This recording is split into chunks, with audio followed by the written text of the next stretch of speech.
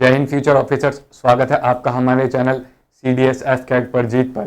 तो आज हम डिस्कस करने वाले हैं एफकैट एग्जाम के बारे में। देखेंगे इसमें कितनी वैकेंसीज आती हैं, क्या एज क्राइटेरिया रहता है, कितनी एलिजिबिलिटी होती है और क्या एजुकेशनल क्वालिफिकेशन चाहिए इनके बारे में। तो आइए देखते हैं। सबसे पहले आसान भाषा में बात करें, एफकैट को हमें पता है एयरफोर्स कॉमन एडमिशन टेस्ट के नाम से जानते हैं। एयरफोर्स में शॉर्ट सिलेक्शन कमीशन के लिए ये हमें देखने को मिल जाता है। यहाँ पे अगर हम बात करें कि कितनी वैकेंसी होती है तो ओवरऑल तो एवरेज वैकेंसी आपको 250 से 300 के बीच में देखने को मिल जाती है।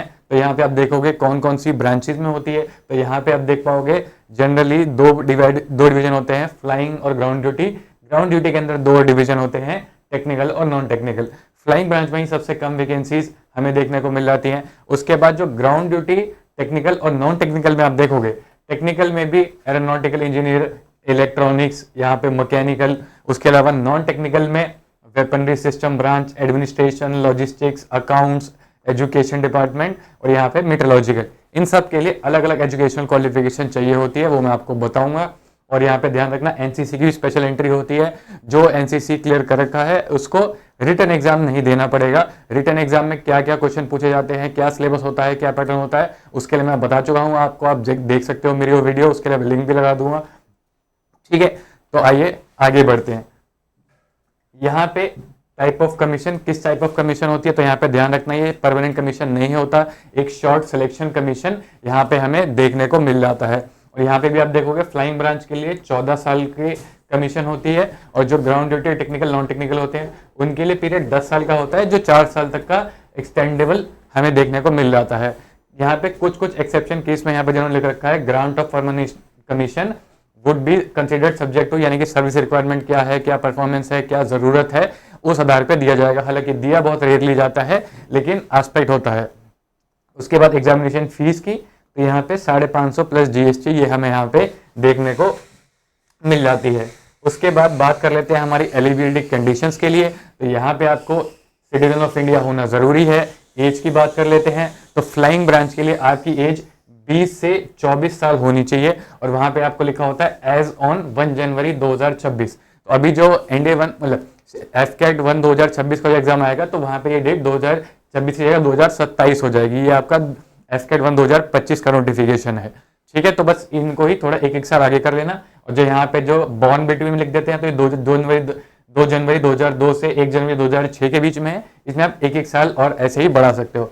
लेकिन अगर आप ground duty, non technical, technical के लिए अप्लाई कर रहे हो तो वहां पे जो आपकी एज है वो 20 से 26 साल हो जाती है, तो ये ध्यान रखना। और एक और क्राइटेरिया होता है, यहाँ पे लिखा है candidate must be unmarried, marital status उनका अनमैरिड ही होना चाहिए, यहाँ पे हमें देखने को मिल जाता है। उसके बाद बात कर लेते हैं यहाँ पे एजुकेशनल क्वालिफिकेशंस की। तो यहाँ पे फ्लाइंग ब्रांच के लिए लिख रखा है कि आपके पास 10+2 में मैथ्स और फिजिक्स होनी चाहिए मिनिमम 50% के साथ। उसके बाद आपके पास कोई भी 3 साल की ग्रेजुएशन की डिग्री हो, चाहे वो बीटेक से हो या कोई सी भी हो, लेकिन उसमें भी कम से कम आपके 60% होने चाहिए।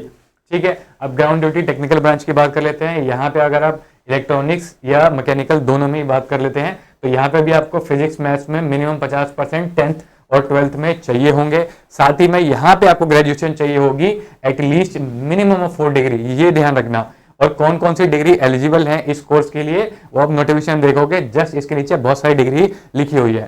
ठीक है, तो आप वहां से इसको भी देख सकते हो। सेम विद मैकेनिकल इंजीनियरिंग के लिए यहाँ पे भी सेम ही हमें देखने को मिल जाता है। और फिर उसके बाद आते हैं नॉन टेक्निकल ब्रांचेस। यहाँ पे हमारी जो वेपन सिस्टम है इसके लिए आप देख पाओगे यहाँ पे भी आपको 50% मार्क्स, वो भी 10+2 में किस में चाहिए होंगे, मैथ्स और फिजिक्स में। और यहाँ पे आपको कोई भी 3 साल की मिनिमम डिग्री चाहिए होगी, एनी डिसिप्लिन यहाँ लिख रखा है। ठीक है, उसके अलावा एडमिनिस्ट्रेशन एंड लॉजिस्टिक्स, यहाँ पे भी आपको 10+2 बस पास होना चाहिए, कोई भी ग्रेजुएशन होनी चाहिए, लेकिन बस 60% होनी चाहिए। तो जो साइंस बैकग्राउंड से नहीं है उनके लिए ये बहुत डिपार्टमेंट होता है जो सबसे ज्यादा इसमें जाते हैं। और अगर किसी ने BCom भी कर रखी है तो वो अकाउंट्स वाली ब्रांच में भी एलिजिबल हो जाता है। यहाँ पे भी आपकी ग्रेजुएशन होनी चाहिए 60% थे।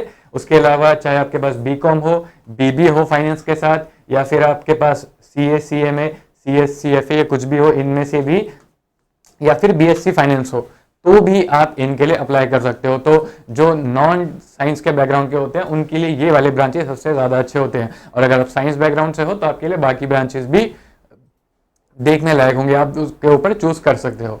तो ये था एक हमारा ओवरव्यू, बताइएगा कैसी लगी। मिलता हूँ आपसे अगली वीडियो में।